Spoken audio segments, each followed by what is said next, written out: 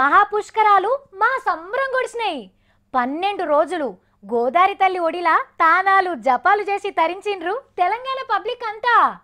గట్లనే ఎవరన్నా జైనోళ్ళుంటే మళ్ళా 12 ఏళ్ళ దాకా ఆగుండ్రి, అప్పుడు చేదురు గాని. సరే గాని మనం తీన్మార్ వార్తలు చెప్పుకుందాం. ముందుగాల పెద్ద గీతలు చూడండి. మళ్ళా తీన్మార్ వార్తలలోకొచ్చిన రాజన్న డైలాగులు ఇడుసుట్లా నువ్వు సూపర్ అన్నా. సన్నబియ్యం బువ్వ విని సన్నగైతున్న పిల్లలు ఎంత పనాయరా అని తల్లడిల్లుతున్న తల్లులు. కొత్తిగరం నేర్చిన కమలం పువ్వులు కడమ పార్టీల లీడర్లకు మస్తు నవ్వులు. ఎంత దాగినవో సారు జరగక్కు, వార్త చూస్తే మీకు కూడా వస్తుంది మస్తు కిక్కు. లవ్వు ఫెయిల్ అయిన రైతుల కోసం సత్తి దేవులాట. ఒక్కళ్ళు అస్మా తాతనే కాదక్క, ఎల్లే మల్లె ఫోషా ఫెంట అందరూ పిల్లలను ప్రేమించిండ్రు. ఆ లవ్ లవ్ చెప్పనందుకే చచ్చిపోయిండ్రు. ఈటెల సారు నేను ఇద్దరం సన్నగుంటాం గందుకే సన్న బియ్యం ఇస్తున్నాం అని అన్నాడు కేసీఆర్ సార్. సార్లంటే సన్నగుంటారు, బుక్కెడు బువ్వ తక్కువనే తింటారు. నేను కూడా బక్కగానే ఉన్నా, నేను కూడా తక్కువనే తింటా. కానీ హాస్టళ్లలో సన్న బియ్యం తినే పిల్లగాన్లు ఒకడు బక్కగుండే, ఒకడు దొడ్డుగుండే, ఒకళ్ళు ఆడుకునేపోయే, ఇంకొకడు ఎగిరి దుంకే. ఎదిగే వయసు కాబట్టి జర ముద్ద ఎక్కువనే తినబెట్టాలి కదా. ఇక సన్న బియ్యం ఇస్తున్నామని పోరగాళ్ళను కూడా సన్నగా చేసుడు మంచిదా? ఇలా సన్నగా ఉన్న ముఖ్యమంత్రి వచ్చింది కాబట్టి బక్క పేదలను చూసి సన్న బియ్యం పెడతాను.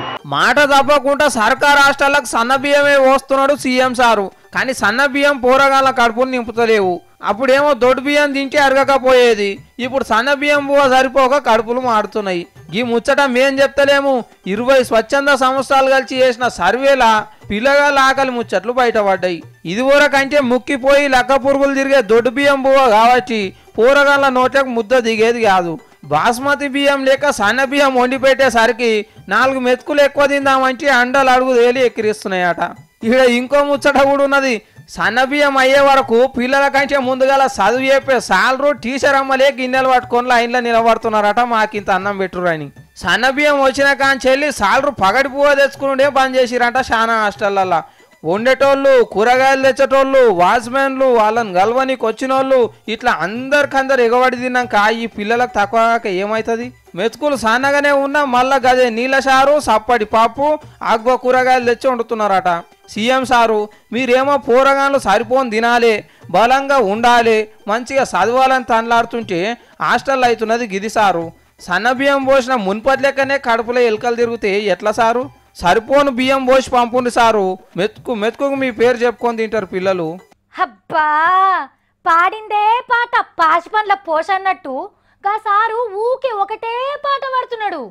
రాగం తప్పితే రోతైతుంది, శృతి తప్పితే సుత్ అనుకుంటారు, తాళం తప్పితే తలకాయ లేదనుకుంటారు అని చెప్పినా కూడా ఇంటలేడు. ఎవరెన్ని చెప్పినా నా రోగం నాదే కాదు, నా రాగం నాదే, నా పాట నాదే అని అంటున్నాడు. చంద్రాల్ సార్ గొప్పతనం గురించి ఎంత చెప్పినా తక్కువనే. మాతృభూమి కంటే ఎక్కువ మన పట్టణాన్నే ప్రేమించే మహామనిషి, హైదరాబాద్ను ప్రపంచ పటంలో పెట్టిన మహానేత, ఎగిలివారంగా కూతబెట్టి హైదరాబాద్ను మేల్కొల్పిన ఎన్టీ రామారావుకు ముద్దుల అల్లుడు, దునియాల ఏడికి పోయినా హైదరాబాద్ పాట పాడొచ్చే అభిమాన ఘంటసాల, మన జాగల నిలబడి మన నీళ్లు దాగి ఇక్కడ గాలి వీల్చుకున్నందుకు తెలంగాణ రుణం తీర్చుకుంటున్నాడు. అగో తాపకోసారి కాళ్ళ కట్టబెట్టి లేందో పంచాది పెట్టుకునే ఆంధ్ర సీఎం తెలంగాణ రుణం ఎట్లా తీర్చుకుంటున్నాడు అని అనుకుంటున్నారా? అయితే ఇనుండ్రి. మామూలుగా ఉండే హైదరాబాద్ ని ఈ రోజు ఒక నాలెడ్జ్ సిటీగా ప్రపంచ పటంలో పెట్టిందంటే అది తెలుగుదేశం ప్రభుత్వం తప్ప ఇంకొకరు కాదు. 144 ఏళ్లకు పారొచ్చే మహాపుష్కరాల సాక్షిగా రాజమహేంద్రవరం గోదావరి ఒడ్డున మహామహా తెలుగు రత్నాలకు సన్మానం జరిగిన వేదిక మీద నిలబడి అమరావతి కంటే ఎక్కువ హైదరాబాద్ను కలవరిచ్చుడు తెలంగాణ రుణం తీర్చుకున్నట్లు కాదా? అందుకే చంద్రాల్ సారుకు తెలంగాణ పబ్లిక్ తరపున శనార్థులు చెప్తున్నాం. పంతులు నాకు చదువు చెప్పరాదు అనంటే, లాయర్లు నాకు వకీల్తనం చేయరాదు అనంటే, డాక్టరు నాకు వైద్యం చేయరాదంటే ఏమనిపిస్తుంది? అంత చేత కాకుంటే ఆ కొలువేమిటికి అని తిట్టబుద్ధి అవుతుంది కదా. జనాల గురించి మాట్లాడుండ్రని గెలిపించి సభలకు పంపిస్తే అధికారంలోకి వచ్చినాక లీడర్లు చూడుండ్రి ఏం చేస్తున్నారో. అడవిలో పోయి ఒర్రొద్దు, ఆత్మ లేని వాళ్ళని అడగద్దు అని అనిపిస్తుంది గిది చూస్తుంటే. చూస్తున్నారా మన పార్లమెంట్ కాడ లొల్లి ఏ తీరుగా అవుతున్నదో. లోపలికి పోయే తువ్వమెట్ల కాడ ముంగడి దిక్కున్న గాంధీ విగ్రహం కాడ జోరుగా లొల్లి చేస్తున్నారు బీజేపీ ఎంపీలంతా. మీటింగ్లప్పుడు లొల్లులు చేసినా ధర్నాలు చేసినా ప్రతిపక్ష పోలు చేయాలి కానీ గీడ చూడుండ్రి పువ్వు గుర్తు పెద్దసాలు అందరూ వాళ్ళ సోపతి పార్టీలు అంటే ఎన్డీఏ గుంపులు ఉన్న వాళ్ళందరినీ ఎంబడేసుకొని వచ్చి కాంగ్రెస్కు వ్యతిరేకంగా ధర్నాకు దిగిండ్రు. అగో చేతులలో బోర్డులు చూడుండ్రి. కాంగ్రెస్ అధికారంలో ఉన్న ఉత్తరాఖండ్ సీఎం కూడా స్కామ్లలోనే ఉన్నాడు. ఆయన కూడా గద్దె దిగాలి. కేరళ రాష్ట్రంలో పెద్ద పెద్ద స్కాములు నడుస్తుండగా మీరు మాకు వంకలు పెట్టుడేందని హిందీలా ఇంగ్లీష్లో రాసుకొచ్చి ధర్నాకు దిగిండ్రు. గిట్లా అధికార పార్టీ వాళ్ళు ఎంత లొల్లికి దిగినా కాంగ్రెస్ వాళ్ళు అయితే పట్టు ఇచ్చేటట్టు కొడతలేరు. మేము చెప్పింది వాళ్ళిద్దరితో రాజీనామాలు చేయించండి, రాజీనామా అయిన వెంటనే పార్లమెంట్ నడుస్తుంది. మరి కాంగ్రెస్ వాళ్ళు గంత పట్టు మీద ఉన్నాక వీళ్ళు ధర్నాలు చేస్తే ఏమొస్తుంది? అగో తెలుగు తమ్ముడు తెలుగులో చెప్తాడు, ఇందాం పటుండ్రి. వారికి బుద్ధి రావాలని చెప్పేసి గాంధీ మహాత్ముని దగ్గర ఈరోజు మౌన దీక్ష చేస్తున్నాం. మాట్లాడుకుంటా నినాదాలు ఇచ్చుకుంటా మౌన దీక్ష మంచిగానే చేస్తున్నారు. సరే గాని గిదేంది సాలరు? ప్రతిపక్ష పోలు అంటే గట్లనే లొల్లి చేస్తారు. మీరు లోపట్నే కూర్చొని జనం పనులు చేయాలి గాని గిట్లా ప్రతిపక్ష పోల లెక్క లొల్లి చేస్తే ఎట్లా సాలరు? పార్లమెంట్లో నిమిషానికి 29,000 రూపాయలు ఖర్చు అవుతున్నాయంట. అసొంటిది 4 రోజుల కాడ నుంచి గిదే వరుస అయితే దేశం సమస్యలు ఎన్నడోటుకు పడతాయి. ఏం కథ? రాజేశారు ఏం చేసినా తీన్మారే, ఏం చెప్పినా తీన్మారే. గందుకే కదా మనం తీన్మార్ రాజేశార్ అని కూడా పిలుచుకుంటాం. గీసారు మన తీన్మార్లో కనిపించక షాన్ వద్దులైతుంది అని అనుకుంటూనే ఉన్నాం. ఏగో సారు రానే వచ్చిండు. మరి రాక వచ్చిండు కాబట్టి ఏం ముచ్చట తెచ్చిండో ఇందాం పటుండ్రి. సారు కానిండ్రి. నాకు మంత్రి పదవి ఇవ్వాలని చాలా రకాలుగా డిమాండ్ చేస్తున్నారు. మరి నడవనైతే డిమాండ్ చేసినట్టు ఏడ వినిపించలే, బయటికి కనిపించలే. కానీ సార్ అంటున్నాడంటే డిమాండ్ చేసే ఉంటారు ఎన్నో కాడ. కావచ్చిగా రేపో మాపో రాజే సార్కు మంత్రి కొలువు వస్తున్నట్టే. ఏ పదవులు రావాలన్నా కూడా అధినాయకుడు కేసీఆర్ గారు తలుచుకుంటే తప్ప టీఆర్ఎస్ ప్రభుత్వంలో డిమాండ్లకు పదవులు రావు. ఇంకా సారు దావకాళ్ళ మంత్రికి ఉన్నప్పుడు పొద్దు మాపు ఇరాం లేకుండా ఎంత కష్టపడ్డాడు, ఏంది కథ? గంతకంటే ఎక్కువ కష్టపడ్డు లెవెలున్నారు చెప్పుర్రి. అందుకే వచ్చే మంత్రి పదవి ఎట్లనైనా సార్ దగ్గరికి వస్తుంది. రాజన్న ఓపిక కొద్దీ సీఎం సార్ చెప్పినట్టు నడుచుకుంటానని అంటున్నాడు. ఏ బాధ్యత అప్పచెప్పి ముందుకు నడవాలని చెప్తారో వారి కనుసైగల్లో వారి ఆజ్ఞానుసారం ముందుకెళ్తానని మనస్ఫూర్తిగా కోరుకుంటూ, మహాలక్ష్మి కళ్ళు దుకాణం, బాలాజీ చెప్పుల దుకాణం, సాయిబాబా తోళ్ల దుకాణం, గణపతి కోడిపెంట ఎరువుల దుకాణం, మైసమ్మ మందుల దుకాణం. అబ్బా చెప్పుకుంటా పోతే పెద్ద లిస్టే ఉంటుంది కానీ ఇనుకుంటుంటే మీకు నిద్ర వస్తుంది. 33,000 కోట్ల దేవుళ్ళ పేర్లు అయ్యి వాటన్నిటిని చెప్పాలంటే అమ్మో నాతోని కాదు, సుప్రీంకోర్టు వాళ్ళే మాతోని కాదన్నారు. ఇక నాతో ఏడైతే చెప్పుండ్రి. లక్ష్మీ వైన్స్, బాలాజీ బార్లు, వెంకన్న కోడి చికెన్, దుర్గామాత లాడ్జ్, గిట్లా అన్ని తీర్ల దుకాణాలకు అన్ని తీర్ల దేవుళ్ళ పేర్లను బాజాప్తుగా పెట్టుకోవచ్చుగా. బోర్డుల మీద దేవుళ్ళ పేర్లు లేకుండా ఎర్రలైట్ అయ్యిండ్రి సార్లు అని ఓగాయనే పెద్ద కోర్టుకు పబ్బతి పడితే ఏ దాన్నేం తప్పుతి అని పచ్చలైట్ వేసి కేసును పక్కకు నూకిండు జడ్జి సారు. మంచి అవుతుందని కొడుకు బిడ్డలకు దేవుళ్ళ పేర్లు పెట్టుకున్నట్టే లాభాలు రావాలని దుకాణాలు కూడా పెట్టుకుంటున్నారు. వద్దంటే బాధపడతారు అని చెప్పిండు సారు. 100 కోట్ల మంది జనాభా ఉన్న మన దేశంలో 33,000 కోట్ల మంది దేవుళ్ళు ఉన్నారు. ఏ పేరు పెట్టుకోద్దని ఎట్లా చెప్పాలే? కుదరదు అని చెప్పిండు. అంటే ఈ లెక్కన మన పక్క రాష్ట్రంలో వైన్ షాపులకు దేవుళ్ళ బొమ్మలు పెట్టొద్దు అని వేసిన ఆర్డర్లు ఉత్తయ్య అయితే అన్నట్టు. కానీ బట్టల దుకాణమో బనీళ్ళ వ్యాపారమో అయితే ఏమనిపించదు కావచ్చు. కానీ ఎంకన్న బొమ్మ పెట్టి దాని పక్కకే చికెన్ ముక్కలను పెడితే ఆ దేవుళ్ళని మొక్కేటోళ్ళకి ఏమనిపించదా? లచ్చిన దేవత పక్క పొంటే బీర్ సీసాల బొమ్మలు పెట్టి అమ్ముకుంటే ఆడోళ్ళకి ఏమనిపించదా? గిట్లనే ఏమనుకుంటుంటా అంటేనే గిడ ఒంటెలు పోయకుండ్రి అని ఉన్న కాడ కూడా దేవుళ్ళ బొమ్మలే గోడలకు అతికియబట్టే. నమ్మకం అంటే వ్యాపారాలు చేసేటోళ్ళయేనా? చూసేటోళ్ళు కూడా బాధపడకుండా ఏదైనా ఉపాయం చేయాలి సార్లు అని భక్త జనం కోరుకుంటాండ్రు. హలో శీర్షిగా, అరే సింతకింది ఫ్రెండ్ ఎట్లా చచ్చిపోయిండ్రా? ఉరేసుకొని చచ్చిపోయిండు కదా. అరే ఆయన ప్రేమించిండు కదా. ఆ ఫొల్లు ఎవరో ఎరకనా నీకు? ఆగో ఏమో చేస్తున్నాడు మా సత్తి, మళ్ళా ఏదో కథలు పడుతున్నాడు. ఏం చేస్తున్నాడు అబ్బా? అరే చేనకాడ గాంచునైనా పోసుకొని చచ్చిపోయిన వెళ్ళే ఎవరిని ప్రేమించిండో ఎరకనా? అరే నాయన సంత నాశనం అయ్యి చచ్చిపోయింది కాదా, ఎవరినో ప్రేమించి చచ్చిపోయిండు. సరిగ్గా తెలుసుకొని మాట్లాడరా నాయన, ఏం ఎరక నీకు? తమ్మి సత్తి ఏం చేస్తున్నావు? ఫోన్లా ఎవరిని అడుగుతున్నావు? చచ్చిపోయిన వాళ్ళు వివరాలు తీస్తున్నావు కదా. ఏ ఉందాక నన్ను జెర్సేపు డిశ్చార్జ్ చేయకు. అరే సిరిసిగా లక్ష్మణ్ ఉన్నాడా? ఏంటిది బిడ్డ ఫ్రెండ్లీగా అఫ్ఫాయిన అంటే చచ్చిపోయినాడు. ఆయన వయసు ఎంతరా? 56 ఏం లేనా? అరే ఈ వయసులో కూడా ప్రేమించి జీవి తీసుకున్నారా? ఎవరు తమ్మి వాళ్ళంతా? చచ్చిపోయిన వాళ్ళక మన ఊరోళ్ళు మన పక్కూరోళ్ళు ఎట్లా చచ్చిపోయారా అంట అని ఎంక్వైరీ చేస్తున్నా. ఎంక్వైరీ చేస్తున్నావా? ఆగాగు 56 ఏళ్ల లక్ష్మణ తాత బిడ్డల పెళ్లి చేస్తే అప్పులైనాయని ఉన్న భూమిని అమ్ముకొని దిక్కులేదని చచ్చిపోయిండు. నీకు తెలియదా ఏమో ప్రేమించిండంటావు? ఒక్క లక్ష్మణ తాతనే కాదక్క, ఎల్లే మల్లె ఫోషే ఫెంటే అందరూ పిల్లలను ప్రేమించిండ్రు. ఆ లవ్ చెప్పనందుకే చచ్చిపోయిండ్రు. ఓర్ నీ నోట్ల చీమల పుట్టలు పెట్టా, నీ నెత్తిన దోమల గుడ్లు పెట్టా, నీ నాలుకకు తిమ్మిరి వట్టా, గుడిమెట్ల కాడ అడుక్కునే మొకపోడా, కావురాలకేసిన ఇత్తుల్ని ఏర్క బుక్కెటోడా, కోడి పెంట మూతోడా. అక్క ఇంకిని మర్చిపోయినావు నువ్వు, ఇడిచిన బాటలు వేసుకునేటోడా, ఫాస్మాన్లతోనే కుండ తినేటోడా అంత తిట్టాక మంచిగా ఉంటది. తిడతారా? తిడతా. నీళ్లు రాక పంటలకు రేట్లు లేక చేసిన అప్పులకు మిత్తులు కట్టలేక జీవి తీసుకుంటే లవ్ చేసి చచ్చిపోయినట్టవా? హైదరాబాద్ వచ్చి నువ్వు నేర్చుకున్నది గిదేనా? నీ బిత్తిరేషన్ పాడుగాను. అక్క ఒక్క నిమిట్, అలా అంతా ప్రేమించిండ్రు, ఆ పిల్లలు ఐ లవ్ చెప్పినందుకే చచ్చిపోయింది. వాళ్ళంతా 60 ఏళ్ళ ముసలోళ్ళు, ముంగటోండు పనులు ఊడిపోయినోళ్ళు. గాళ్ళనెవరు ప్రేమిస్తారు?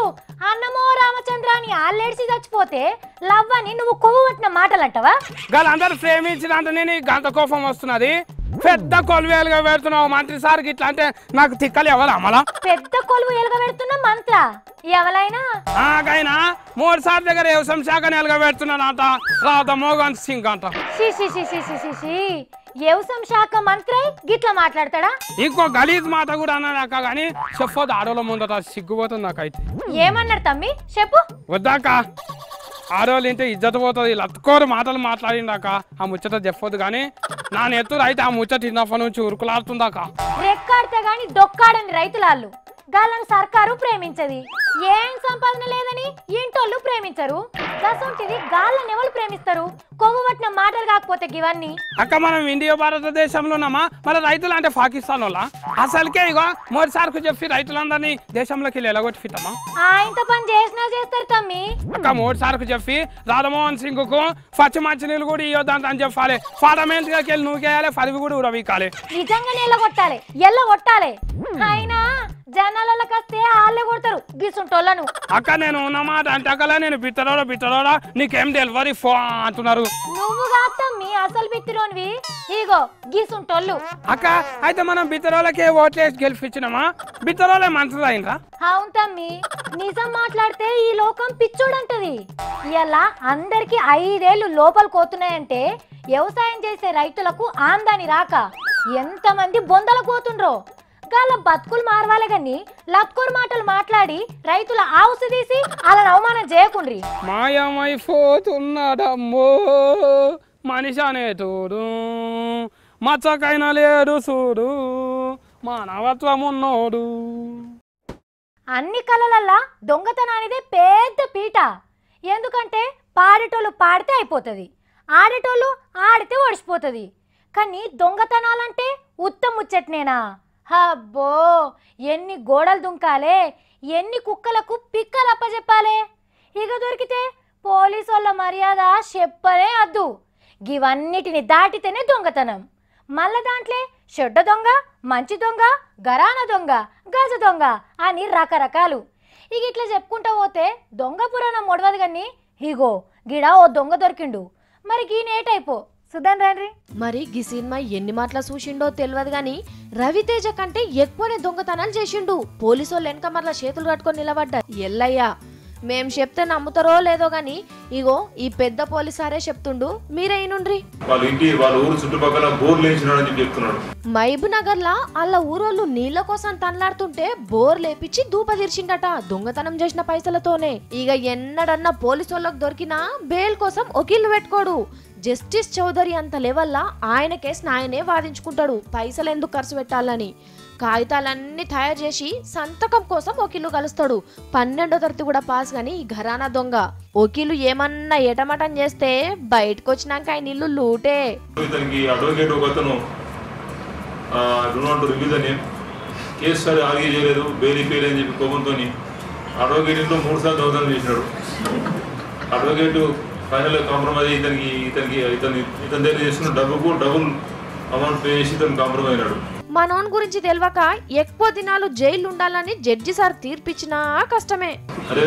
జడ్జి గారి ఇంట్లో కూడా దొంగతనం చేయడం జరిగింది. మొన్న మంచు లక్ష్మక్కను కలుస్తందుకు సుక్కేసి బండెక్కిండు కదా మా సత్తి. తాగి బండి నడుపుకుంటా దొరికినోళ్లకు శుద్ధులు చెప్తా అన్నది లక్ష్మక్క. మరి ఎంతమందికి పాఠాలు చెప్పింది? తాగుండ్రు కానీ తాగినాక బండెక్కొద్దు అని అన్నదా? మొత్తం మందే తాగద్దన్నదా?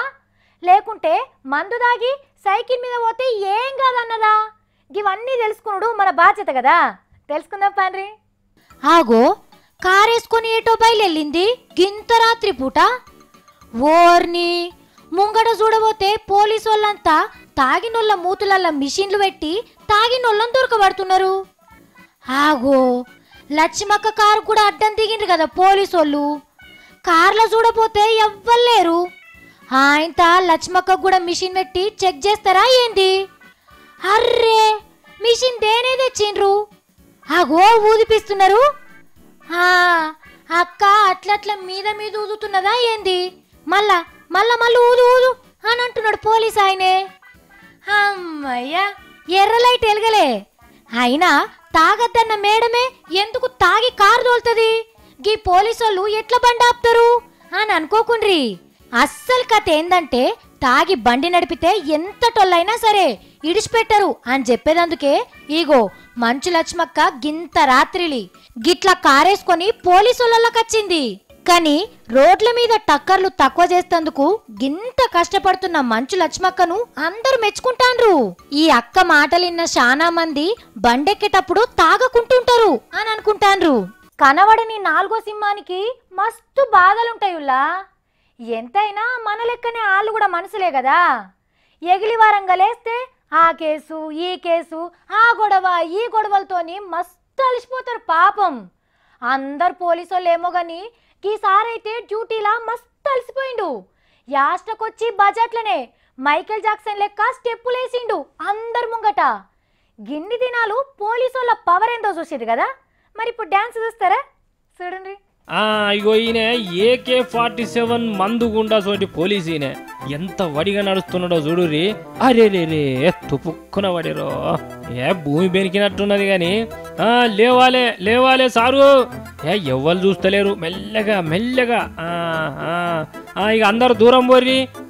ఇగలే ఇగలే ఏ స్టడీ స్టడీ అంటే అంతే. అరే నీ అక్క మళ్ళా పడ్డర్రు.